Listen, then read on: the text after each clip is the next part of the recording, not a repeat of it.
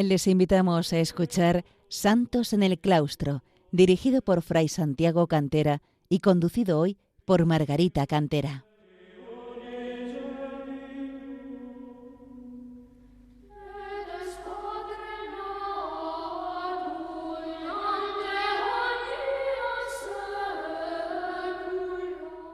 Queridos oyentes de Radio María, bienvenidos al programa Santos en el Claustro, que mi hermano Santiago y yo queremos acercar a nuestro tiempo el ejemplo de santidad de tantos hombres y mujeres que a lo largo de la historia han forjado su cercanía a Dios en la vida de los claustros monásticos. Hablamos en el programa anterior de la sierva de Dios, Cristina de Arteaga, en sus primeros pasos en la vida monástica, precisamente cuando hizo su procesión monástica en el monasterio de la Concepción Jerónima de Madrid en mayo de 1936. Es un momento de inestabilidad política y persecución religiosa, en el que Madre Cristina tuvo, como todos los religiosos, que salir del claustro monástico y buscar amparo en casas de amigos, que eran bien conscientes de que acoger a un religioso podía ser, si se descubría, una sentencia de muerte. Podemos imaginar la incertidumbre que suponía tener que salir del claustro, dispersándose las comunidades para buscar refugio de la mejor manera posible. Pero además de ello, el dolor de tener que dejar el hábito y la vida habitual en el monasterio, así como el separarse los miembros de la familia monástica. En esta situación se vieron Madre Cristina y sus monjas de la Concepción Jerónima. Recordaría con emoción cómo Sor Dolores del Crucificado le confesó en ese momento, con gran alegría, que aspiraba al martirio para pedir por la salvación de los alejados de la fe. Efectivamente, Sor Dolores y Sor María Teresa Baigorri alcanzaron la palma del martirio. Madre Cristina fue acogida en un primer momento en una casa conocida, pero por el temor a las represalias tuvo que abandonarla, siendo acogida generosamente por otra amiga que la encontró en la calle cuando no sabía dónde ir. Finalmente se refugió en la Embajada de Argentina y el 1 de enero de 1937 salió hacia Alicante y de allí a Marsella, pudiendo reunirse unos días más tarde con su madre y hermanas en San Sebastián. Salvada la vida ya en zona nacional, Madre Cristina pensó pronto en volver al monasterio. Pese a su primera intención de ir a Toledo, por los derroteros que la providencia iba señalando, fue con unos amigos de la familia a Sevilla, empezando a visitar los monasterios de la zona. De este modo conoció uno de los problemas de los monasterios de esta época. Había tanta independencia entre ellos que no se conocían las comunidades de la misma orden, e incluso habían ido adoptando algunas costumbres distintas. Al entrar en el monasterio Jerónimo de Santa Paula de Sevilla, se sintió especialmente atraída por la paz, el recogimiento y la alegría de sus monjas, que la recibieron con gran cariño. Por ello pidió al cardenal Segura, implicado en la restauración de esta orden, la autorización para su traslado a esta comunidad, al menos mientras fuese imposible volver a Madrid. Pero una vez más, la tercera, Sor Cristina, tuvo que salir de la comunidad de Santa Paula por motivos religiosos. En enero de 1938, tras conocer la muerte de uno de sus hermanos, la impresión que sufrió le provocó un estado de enfermedad que movió a sus superioras a enviarla con su familia a San Sebastián para que fuera tratada médicamente, y permaneció con su familia en Lazcano hasta conseguir la total recuperación. Estando todavía en esa localidad guipuzcoana, en enero de 1939, recibió una importante visita. Monseñor Gaetano Cicognani, administrador apostólico en este momento y poco después nuncio de su santidad en España, le traía un encargo del Papa Pío XII que sufría por ver a las monjas de clausura empobrecidas y aisladas, y le encomendaba poner manos a la obra en cuanto a la congregación de nuestros monasterios femeninos, sin que perdieran su autonomía y características esenciales. El proyecto debía esperar hasta que terminase la guerra, lo que por otra parte se preveía ya pronto. De esta entrevista arranca la gran tarea de su vida. Efectivamente, el 1 de abril de 1939 terminó la guerra y las comunidades religiosas empezaron a regresar a sus monasterios con el deseo de restablecer la vida monástica como antes. Así ocurrió con las monjas de la Concepción Jerónima, cuyo monasterio estaba, como en la mayoría de los casos, en estado ruinoso tras la devastación que se había producido. Así relataba Madre Cristina el estado del convento. El monasterio de la Concepción Jerónima había pasado en manos de la Brigada Lister su cautiverio. Fue cuartel, cárcel, checa. Ornamentos, imágenes, cuadros perecieron en las hogueras encendidas en la huerta. Se reunieron 23 monjas que, a pesar del lamentable estado de la casa, estaban dispuestas a su restauración y a revivir cuanto antes esa tan añorada vida regular. Sor Cristina no pudo incorporarse inmediatamente a la vida de comunidad por estar todavía convaleciente, aunque siempre llevaba el hábito. En este momento viajó con sus padres a Granada, donde su padre había adquirido una finca o Carmen, conocida como Los Milagros, cerca de la Alhambra, y que en el pasado había estado vinculada a la Orden del Carmen, habiendo sido su prior San Juan de la Cruz. La ciudad de Granada conoció el monasterio de Jerónimas dedicado a Santa Paula, que había nacido en el siglo XVI desde el monasterio de la Concepción Jerónima, y también el antiguo monasterio de la Orden dedicado a San Jerónimo, y que desde hacía ya unos 60 años se había convertido en cuartel. Como ella dice, comencé a soñar imposibles respecto a la restauración de su orden. Imposibles que podían no serlo tanto, pues tras la guerra hubo un gran florecimiento de vocaciones religiosas en todas sus manifestaciones, y también en torno al ideal jeronimiano. Respecto a la orden masculina, el cardenal Segura aconsejó empezar por la restauración de Santa María del Parral, en Segovia, donde se instalaron los primeros postulantes en febrero de 1941. El centro de vida de estos monjes es, como diría Sor Cristina, la veneración de la Eucaristía. Poco después, el nuncio solicitaría la incorporación de Cristina a la tarea de impulsar y reorganizar la orden jerónima, contando siempre con el respaldo y comprensión de sus padres. El primer encargo que tuvo que realizar fue elaborar una memoria para la Sagrada Congregación de Roma de cómo podría realizarse una federación de la orden jerónima y de los monasterios por donde podría comenzar la obra. Siempre dispuesta a obedecer la autoridad del Papa, Sor Cristina aceptó ingresar en el monasterio que le marcó el nuncio, Santa Paula de Sevilla. Estaría acompañada por 2 monjas de la Concepción Jerónima de Madrid, comunidad que estaba ayudando también al Santa Paula de Granada. Podemos ver en este traslado de monjas entre los diversos cenobios el germen de la Federación de Monasterios que se establecería más tarde. En Sevilla hizo por fin la profesión solemne, como ella misma narró. Un 9 de mayo de 1943, después de 7 años de profesión simple, por las circunstancias de la guerra y de la enfermedad, profesé solemnemente en este monasterio de Santa Paula, en manos del eminentísimo señor cardenal arzobispo, el cardenal Segura. Podemos decir que es un momento de plenitud en su vida, por una parte de salud y de energía física, pero también en sus ilusiones y entusiasmo respecto a la obra que se le encomendaba y comenzaba a dar frutos. Empieza también a realizar viajes de cara al desarrollo de esa misión, para apoyar nuevas fundaciones, búsqueda de casas para establecer nuevos monasterios, gestionar con las autoridades los trámites necesarios, buscar entre sus allegados apoyos financieros. Nunca dudó en movilizar todos sus recursos y energías en pro de su orden. Y la orden, y especialmente su monasterio sevillano, se lo reconoció desde el principio. Así, en 1944 fue elegida priora de Santa Paula por primera vez y fue reelegida continuamente a lo largo de 40 años. Mostró siempre un carácter especialmente comprensivo y cercano, anteponiendo su tarea como priora a cualquier otra obligación o dedicación que pudiera surgir. La anhelada restauración empezaba con la recuperación del hábito tradicional jerónimo, blanco y pardo, y de algunas costumbres dejadas con el tiempo, como levantarse al coro a medianoche o dormir en tarima, y con la dedicación del estudio de los textos de San Jerónimo y de las Sagradas Escrituras, acompañado por el latín y el canto gregoriano, para el que Sor Cristina tenía una especial sensibilidad por su estancia en Solesmes.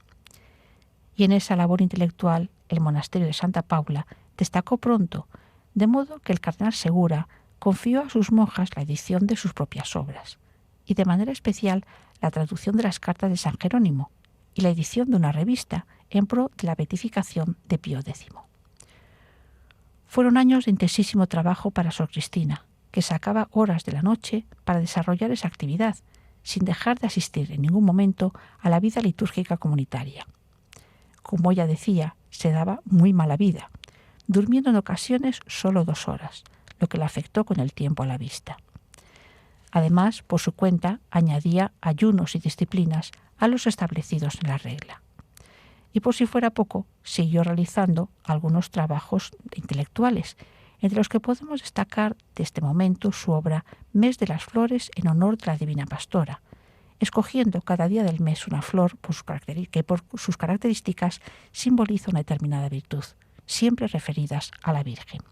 Hacemos ahora una pausa para escuchar a los monjes benedictinos del monasterio de Belém, en Lisboa, cantar el canto eucarístico Pange Lingua.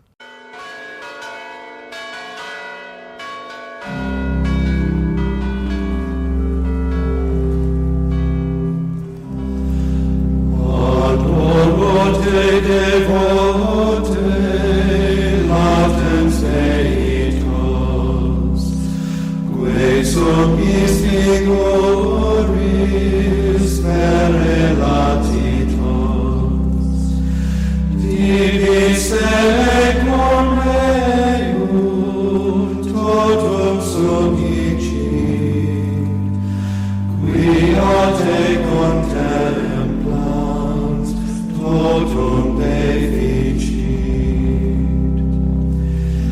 In cruce latebat sola Deitas,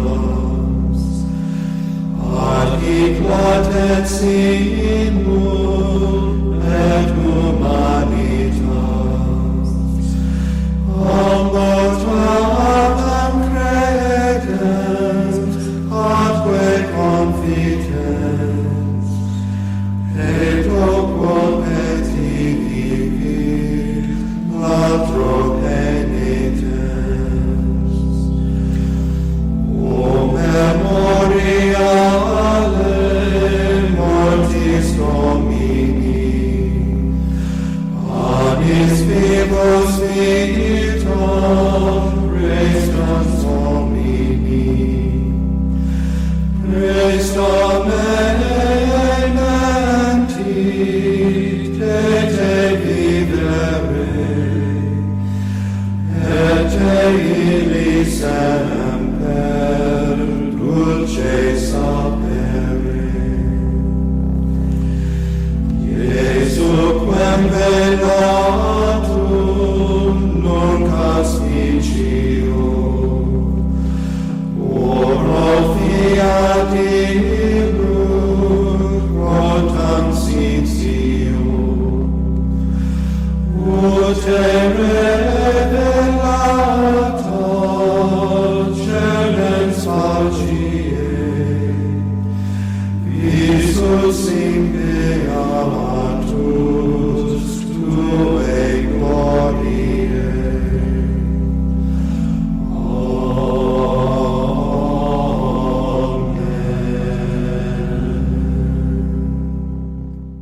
Tras escuchar este bello canto eucarístico, esta verdadera oración eucarística, retomamos la narración de la vida de la sierva de Dios, Cristina de Arteaga. Una fecha siempre importante en la gestión de la Orden fue el 24 de septiembre de 1949, cuando la Santa Sede la nombró visitadora de los monasterios andaluces, con la finalidad de mantener la disciplina y unidad entre las distintas comunidades de la Orden. Más tarde se ampliaría, por un periodo de 6 años, a todos los de España. Por esos tiempos también se han produciendo algunos cambios y fundaciones en la Orden. Y hay que destacar cómo en esa fundación o remodelación de monasterios, Sor Cristina buscaba siempre emplazamientos en una ciudad o localidad relativamente importante, pues consideraba que el aislamiento de algunos antiguos monasterios no era especialmente indicado para las comunidades femeninas, aunque sí podía serlo para la rama masculina. Por otra parte, buscaba que estos cenorbios se convirtiesen en centros de devoción de los vecinos del barrio, quienes, al tiempo que se beneficiaban de su cercanía, protegerían estos monasterios. Al mismo tiempo, Sor Cristina se dedicaba a la redacción de unas constituciones para la futura federación tan ansiada de monasterios. Terminada esa redacción, en 1954 serían aprobadas oficiosamente, algo después por Roma. También puso en marcha otra iniciativa dirigida a la consolidación de la federación, hacer un noviciado común en Santa Paula de Sevilla, una verdadera novedad en los monasterios de clausura que se habían caracterizado por la autonomía de los conventos. Años más tarde, ante el descenso de vocaciones españolas, se decidió volver al sistema antiguo de noviciado en cada monasterio. En mayo de 1956 se realizó la primera reunión de la Federación, ya plenamente formada. El nombre que se adoptó para ella, como era de esperar, era el de Santa Paula, la santa fundadora y modelo de la Orden. Las notas determinantes de su forma de vida son las propias de los monasterios de Jerónimas: penitencia, oración, pobreza, hospitalidad y estudio. Agrupaba en este momento 14 monasterios. Respecto al trabajo intelectual, hay que insistir en la importancia que siempre tuvieron los estudios bíblicos de la Orden Jerónima, siguiendo la tradición original de San Jerónimo y de Santa Paula. Así, desde los años 60 del siglo XX, se pudieron generalizar a todos los monjes y monjas por el uso de las lenguas vernáculas, aunque Madre Cristina trabajó por la conservación del latín y de manera especial por la perfección del canto gregoriano, de tan rico contenido litúrgico. Un cambio más significativo fue la búsqueda de un trabajo manual más rentable y la comercialización de los productos que proporcionase a los monasterios independencia económica. Al tiempo que ponía en marcha la Federación de las Jerónimas, Sor Cristina no olvidaba la rama masculina de la orden, apoyando dos importantes proyectos en Andalucía: adquirir el monasterio de San Jerónimo de Granada y restaurar el San Isidoro del Campo, en Santiponce, cerca de Sevilla, con un grupo de monjes procedentes del Parral. La adquisición del monasterio de Granada fue tarea larga y en la que puso, como era habitual en ella, todo su empeño y hasta su propia herencia familiar, pues vendió el Carmen o finca de los Mártires para pagar esa compra. Una vez adquirido el edificio del siglo XVI, empezó a dirigir su restauración, en la que supo desplegar toda su iniciativa personal y sus dotes intelectuales y artísticas. Así, como indica Araceli Casans, biógrafa de Sor Cristina, tras los años de federación empiezan los años de obras, en los que confió la parte técnica en personas capacitadas que supieron recoger perfectamente las indicaciones de carácter religioso que daba Sor Cristina. Destacaron los arquitectos don Manuel González Valcárcel y don Rafael Manzano. Este último recordaba cómo le decía: «Rafael, tú ocúpate de las piedras, mientras yo restauro la vida monacal». En la restauración de San Jerónimo de Granada, Sor Cristina recordaba siempre la imprescindible colaboración del padre Antonio de Lugo, primero prior del Parral, luego de Yuste y después procurador general de la Orden. Y también la colaboración que encontró siempre del Estado español, incluido de manera especial el jefe del Estado, Francisco Franco, que ayudó a esta notable tarea, así como la entrega a los jerónimos, sus antiguos poseedores, del monasterio de Yuste. Ninguna obra carece de pruebas y dificultades, tanto interiores como exteriores, y la que se encomendó a Madre Cristina no podía ser la excepción. De las dificultades internas apenas habló, pues la prudencia y caridad la movieron a mantener silencio. En cuanto a las exteriores, podemos señalar que una muy notable fue la disminución de vocaciones que empezó a sufrir la Iglesia después del Concilio Vaticano II, y de manera muy especial en las comunidades de clausura. Si en parte responde al enfriamiento religioso experimentado por la sociedad, cuyos factores son numerosos y no es este el lugar de analizarlos, no podemos dejar de reseñar con dolor el desprecio que hacia la vida contemplativa empezó a difundirse incluso en medios eclesiales. Esa notable disminución de vocaciones obligó a realizar algunos ajustes y con el tiempo obligaría también a reunir comunidades. De todas formas, esta disminución de vocaciones propias, de vocaciones españolas, se vio en parte compensada por otra fuente, la llegada de vocaciones desde la India, en concreto de la región de Kerala, cristiana desde la época apostólica y que sigue dando en nuestro tiempo ejemplos de fe heroica. En estos años, Madre Cristina asumió otra de sus labores de adaptación de los antiguos edificios a las necesidades de las comunidades de estos tiempos. La venta del edificio de Lista, el monasterio de la Concepción Jerónima, donde ella entró en 1935 y situado en pleno barrio de Salamanca, demasiado metido en la ciudad para los anhelos de vida jerónima, y gestionó su traslado a la finca del Goloso, cerca de Madrid, que le dio su madre para este fin. No solo se encargó de dirigir la edificación del nuevo monasterio, sino que también lo hizo con el traslado de los tesoros artísticos que contenía, de manera especial el sepulcro de los fundadores, Beatriz Galindo y su marido el artillero. El traslado definitivo se realizó en 1988. Comenzada y consolidada la renovación de la orden, empieza una faceta más personal en la vida de Madre Cristina, aunque para ella era una forma de apostolado, de espiritualizar el mundo de la cultura, de mostrar la integración del mundo cultural y religioso, y también de dar a conocer la vida de los monasterios.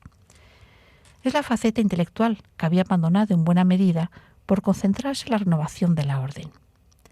Empezó así, con los debidos permisos, a pronunciar conferencias sobre temas relacionados con la vida contemplativa, teniendo siempre gran éxito en toda la sociedad, de forma muy particular en los ambientes cultos de las ciudades de Andalucía.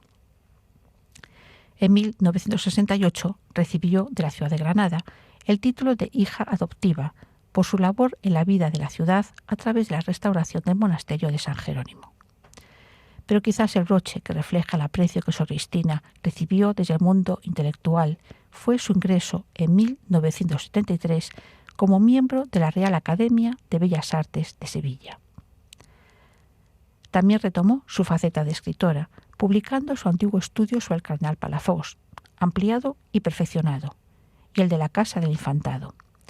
Además de alguna biografía, como la de Beatriz Galindo, que permaneció inédita hasta 1975, y parte de sus poemas, cuya colección fue completada a lo largo de muchos años y publicada de nuevo en 1982 con el mismo título de Sembraz, añadiendo unos 40 poemas reflejando de forma muy bella sus sentimientos religiosos y el avatar de los acontecimientos y dificultades de su obra.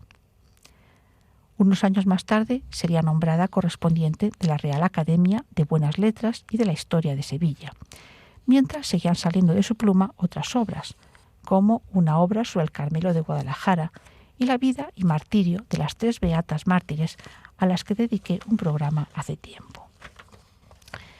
También redactó una memoria de sus trabajos en la que recogía noticias de la vida del monasterio que muestran su preocupación por la situación de España en esos momentos, y también de la crisis de la Iglesia, que le preocupaba mucho.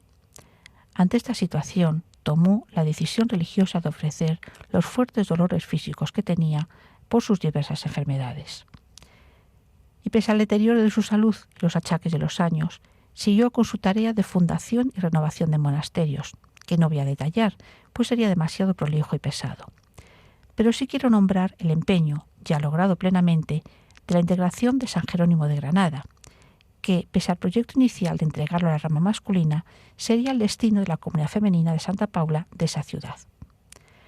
Pero también hubo algunos reveses, como la separación de la Federación del Monasterio de la Concepción Jerónima o el cierre del Parral y el de Santiponce por el traslado de los monjes a Yuste. Desde 1974 puso en marcha otras iniciativas, como la organización de conciertos de música clásica, de órgano y de cámara para el público, y cursillos musicales para monjas, con un fondo litúrgico fundamental, que se enmarca en los encuentros que ella fomentó entre las diversas órdenes contemplativas para favorecer el conocimiento mutuo y la unión entre ellas. Es bonito el comentario que sobre estos cursillos y la convivencia que en torno a ellos se desarrollaba hizo una monja mínima de Sevilla, Sor María de la Concepción. Qué recreos tan inolvidables durante aquella semana. Nos poníamos todas alrededor de Madre Cristina, unas sentadas en el suelo, otras sentadas o de pie. Había hábitos de todos los colores, blancos, pardos, azules o negros. Casi todas las órdenes estaban allí representadas. En medio, ella. Era como un símbolo de esa unidad que ella quería conseguir en su orden, y también para las demás, pues la Madre Cristina tenía un alma grande y sus sueños volaban muy lejos. Unión de federación, unión interfederal. Todas unidas bajo el común denominador de la entrega a Dios solo para irradiarlo sobre el mundo en vida de oración, de alabanza, de trabajo y de alegre sacrificio, según frase de la Madre Cristina. Unidas, continúa esta religiosa, unidas para conseguir una mejor calidad de la vida religiosa femenina, de la vida contemplativa. Quería contagiarnos a todas ese fuego de amor a la vida contemplativa que la consumió toda su existencia. Y mientras se había terminado también la larga tarea de redactar, revisar, elevar a Roma y esperar la aprobación de las constituciones y estatutos que finalmente llegaría en 1981. Con ello podemos decir que culminaba la formalización legal de la Federación Jerónima, que ella misma describía como un trabajo en el que he puesto gran amor, tiempo, reuniones federales, paciencia. Pero Madre Cristina no estaba tranquila con lo conseguido, pues es cierto que los logros habían sido importantes, pero en medio de grandes dificultades y contratiempos que la fueron desgastando.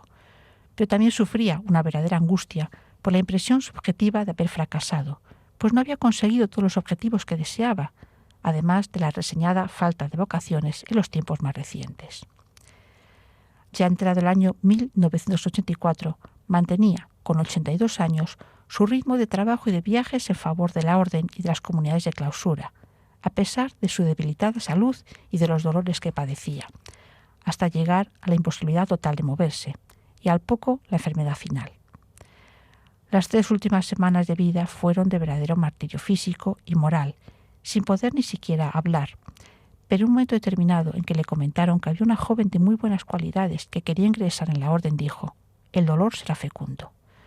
Como siempre, estaba ofreciendo todo, trabajo, penitencias, dolores, por su orden.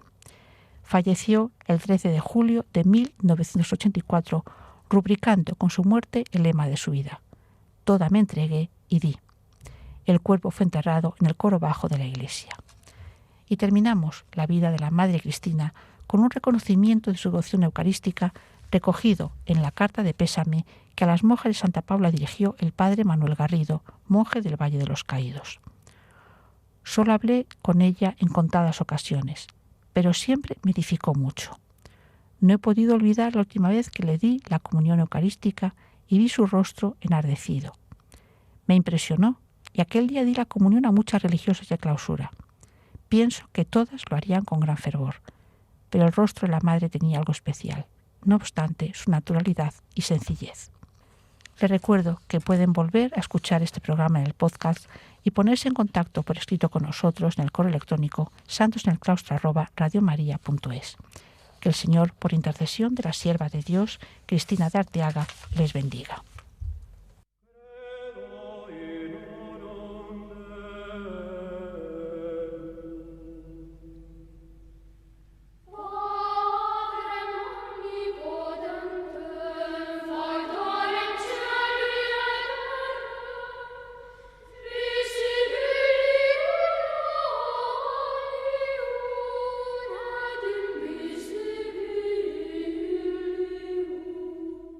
Han escuchado en Radio María Santos en el Claustro, dirigido por Fray Santiago Cantera y conducido hoy por Margarita Cantera.